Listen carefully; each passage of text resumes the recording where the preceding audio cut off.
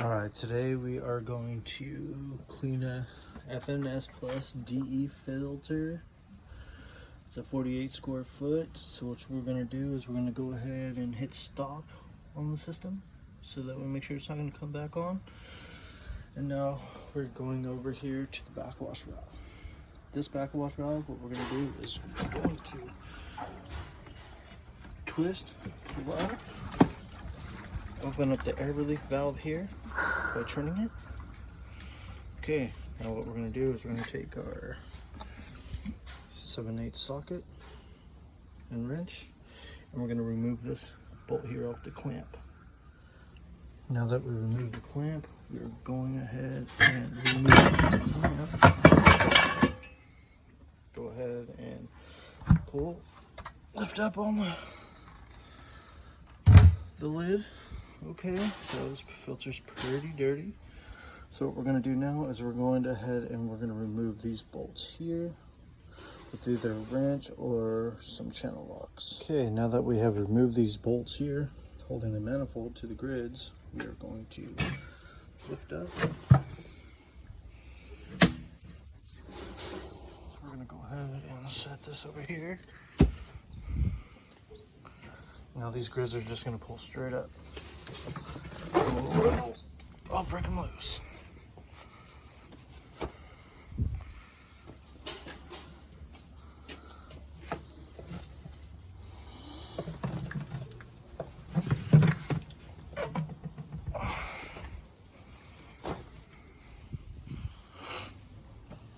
Now go ahead and pull your O-ring.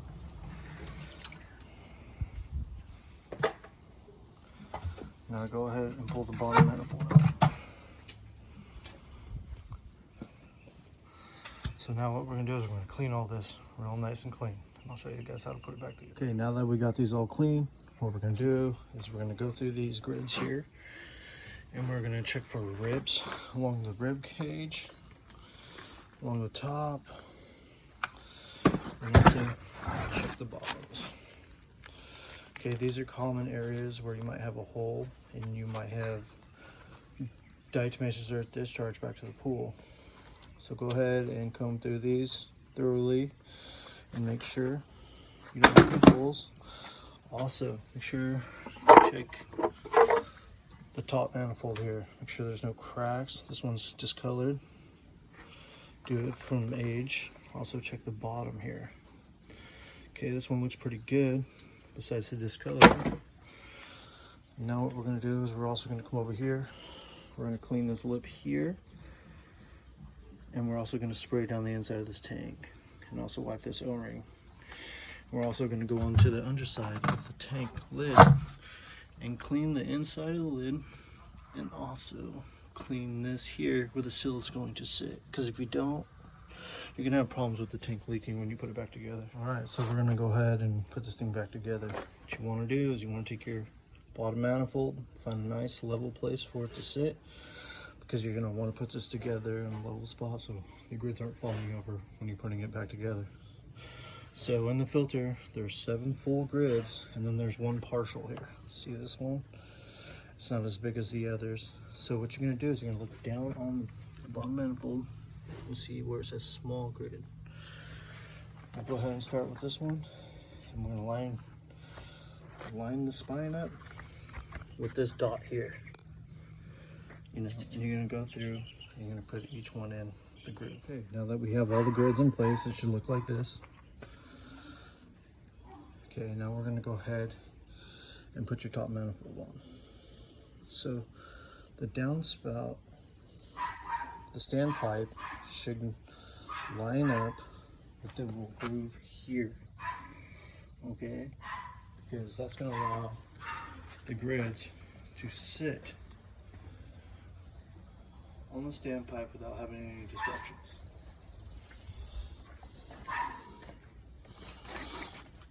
Alright, so we're going to go ahead and line up our rods. Okay, what we're going to do is we're just going to come down here and we're going to slowly line everything up. You should, take your time.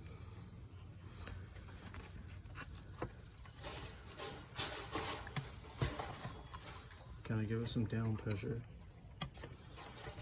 Make sure nothing's catching it. So we're going to go ahead and start working these grids and grooves into the manifold. So what you want to do is you want to tighten down these bolts here pretty tight before you stick it back in the tank. So if you don't tighten down on these very tight, you're going to have a problem with separation inside the tank, which might cause DE to discharge back into the pool. So we're going to grab our channel locks and just give them a few nice tight churns until it feels nice and snug. Okay, now what we're doing is we're going to put the O-ring back on before we put the grids in. So what we're going to do is put this back on in the groove where it sits, which is right here. What we're going to do is we're going to take our grids and manifold and we're going to set it back down on your pipe. Okay. Now I got the lid over here. I cleaned it all out, washed it, cleaned the groove. So what we're going to do is we're going to go ahead and trim the air relief back to tight. And we're going to position the top of the lid where we want our gauge. So I like mine facing me. Okay, so now what we're going to do is we're going to put the clamp back on and start it. I got my clamp back on. You want to tighten this nut, this bolt here and nut all the way down until the springs are touching each other. It's a compression spring. So now what we're going to do is we're going to come over here. We're going to push down on the backwash valve, turn it in and lock it.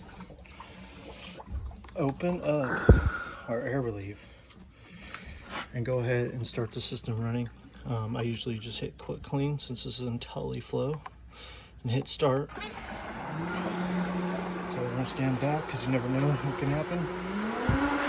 It could pop off and hit you in the head and kill you. So we're going to let this prime itself until we have water coming out of the air relief.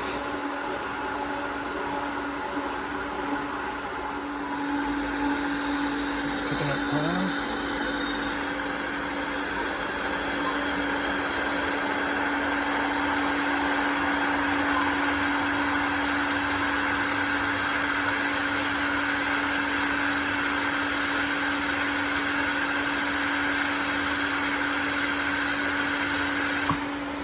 Alright, we're going to grab it and we're going to go ahead and shut it. It's going to be where the start pressure is, the clean pressure. Go ahead, if your gauge has an adjustment, go ahead and adjust it. Just going to look around, make sure we don't have any ribs or leaks. So it's pretty good. So now what we're going to do is a 48 square foot DE filter. We're going to take our DE, about 8 pounds of it. Stick it in the scanner while the system is running and load the filter. Thanks guys.